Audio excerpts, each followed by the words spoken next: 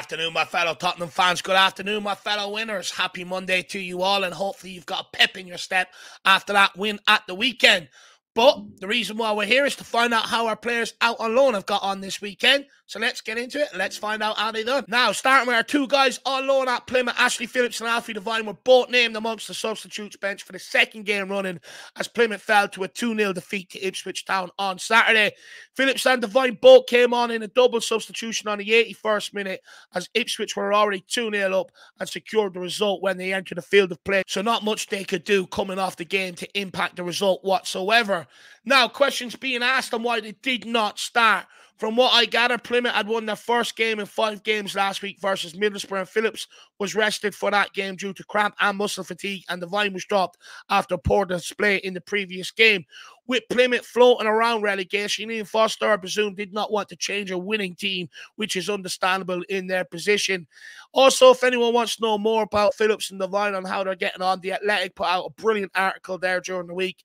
Go and give that a read. 2 games to report to you from our fellow countryman Josh Keeley today. Keeley played 90 minutes on Tuesday night as Parrott lost 2-0 to Chesterfield. First goal Keeley conceded was on the 29th minute. It was a long ball down the channel. Keeley got himself in all sorts of mess. His positioning was all over the place. When the low cross came in, he was caught backpedaling towards his 6-yard box to try and get back, but the low cross ended up being tapped home. I really don't know what he was doing that far outside of his 6-yard box. The second goal Keeley conceded was in the 80th minute. Not much Keeley could do. It was a FIFA sort of goal. 2 players bearing down on him, and he just squared it and tapped it home.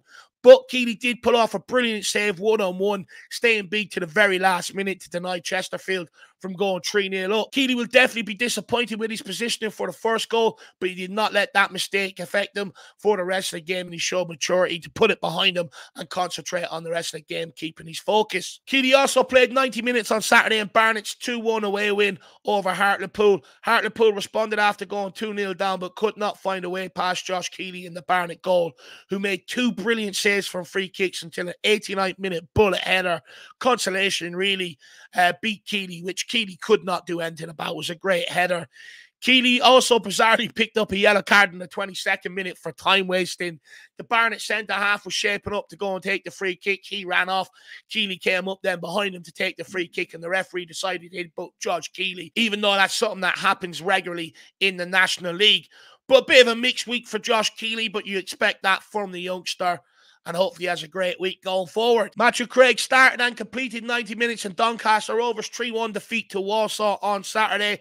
It was a performance to forget for Craig off the back of a lot of praise last week from Doncaster manager Grant McCann after his first goal and assist for the club. Craig failed to really have any sort of impact on this game. Here was the assessment of Doncaster Free Press player ratings, who gave Craig a match rating of 4, saying, "Found it tough going in the engine room. Things that had come off in recent weeks just weren't going his way here." As you can see, a tough week for Matthew Craig. Hopefully next week is better. Now, 2 games to report to you on the Welsh Maldini, Joe Rodon. Joe Rodon played 90 minutes as Leeds lost 3-2 against Chelsea on Tuesday night in the FA Cup 5th round. Despite the loss, Rodon can leave the pitch with his head held high and was impressive on the night. He won 100% of his ground duels, made 2 tackles and blocked 2 shots, completing 96% of his passes, made 2 key passes, completing 100% of his long balls forward, and created 1 big chance. Here was the assessment of Leeds live player ratings, giving Rodon a match rating of 7, saying solid, mopped up danger when it came through, a dominant second half for the visitors, had his hands full in the first half. If anyone remembers Rodon's start versus Chelsea in a Spurs shirt under Mourinho, he looked really shaken out of place. This time around, I actually watched the game. He looked a lot more comfortable in and out of possession, and perhaps off the back of that performance, Ange might look to take another look at him heading into next season to bolster strength in depth at Tottenham. Rodon also played 90 minutes in Leeds' 1-1 draw with Huddersfield on Saturday. Here was the assessment of Leeds live player ratings, giving Rodon a match rating of 7, saying, "Didn't need to be at his authoritative best, but didn't stand out for a huge amount, just steady." Another good week yet again for Joe Rodon. He's been one of the standout and most consistent performers this season. Interesting, Joe Rodon, I gather, will be high this summer with 1 year left on his contract. Japhet Tanganga played 90 minutes and kept a clean sheet, playing at right-sided centre-back in a back four as Millwall secured back-to-back wins as to beat Watford 1-0. As per SofaScore statistics, Tanganga was given a 7.3 match rating, making 4 clearances, 1 block, 2 tackles, winning 4 of his 5 ground duels and 2 of his 3 aerial duels. Now, that's 2 back-to-back performances from Tanganga, and I'm absolutely delighted for the guy, and I do hope it continues, as he does deserve this bit of luck after his long injury layoffs over the last few years. Sergio Reguilon played 90 minutes at left wing-back in Brentford's 2-2 draw with Chelsea on Saturday. Reguilon had a very good game for Brentford, constantly getting up and down the left-hand side of the pitch, causing plenty of problems, and was key for both of Brentford's goals. But before we get into how crucial he was for both goals, I do think he could have done better for the first goal that Brentford conceded. For Chelsea's first goal, the cross did come in from Reguilon's side, and he was at least 10 yards off Gusto, who was just allowed to hit the free cross into the box, and Brentford ended up getting pressure. I do think Reguilon could have made a lot more of an effort to try and get out there and put pressure on him and maybe not allow that cross to come in. However, for Brentford's equaliser, it was Reguilon who got into the box, coming in off the left, took the ball down out of the air, tried to take a shot. That shot was blocked down and it fell to the on-rushing Roslev, who dispatched it home from close range. It was also Reguilon who put the cross in that caused havoc for Chelsea's backline that led to Jan Wies's incredible bicycle kick for Brentford's second goal. If anyone hasn't seen it, I recommend you go and check it out. Reguilon also could have snatched all 3 points for Brentford. He got on the end of a cross with a good header that hit the post and was so close to making it 3-1 and securing all 3 points. Now, lastly, what I want to know, and it's something that I said in the January transfer window, it's something I've said before. Why are we allowing Reguilon to go out alone and keeping Ben Davies as the backup to Destiny Udogie? It's clear to see from Reguilon's performances at Man United and at Brentford this season, he is much more better and adapted and suited to Ange Ball than what Ben Davies is. Why do we insist on persisting with Ben Davies when Reguilon is 10 times the player that he is and can offer us a lot more in Ange Ball? And I don't think the drop-off would be as huge from Destiny Udogie to Reguilon as it is from Destiny Udogie to Ben Davies. Let me know your thoughts on that in the comment section below. Big up Irish Hotspur family, Michael here with another update on Luka Vuskovic. Our loanee played 90 minutes for Radomiak on Monday 7 days ago. Honestly, not much to talk about this game. It ended in a goalless draw, which on one hand is good considering the last 2 updates I gave you were complete drubbings of his team, 4-0 and 6-0. So the fact that they kept a clean sheet is quite nice. It was just one of those games, you know, sometimes those games happen where both defenses were too good for what both attacks had to offer.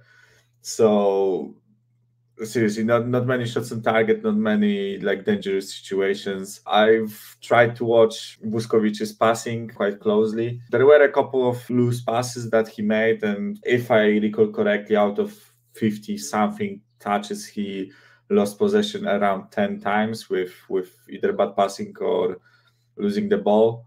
So yeah, considering he's 16 years old, I wouldn't really put much thought into it. I think he still has a lot of room to grow. I think I'm just more and more convinced with what I said the first update I gave you. He again played left-sided center back in a back four. A lot of passing with his right, a lot of touches with his left, as I said last time. Also, yet another performance of his when he was really dominant in the air. I think he won like 7 or 8 duels in the air. There was a lot of crossing in that game, so his area game was pinpoint.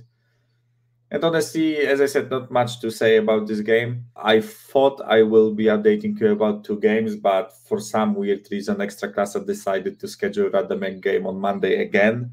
So, as I said last time, David does those updates, those loan updates on Monday. So, I will be watching the game today evening, and I will be giving you an update in a week about 2 games this time. I checked.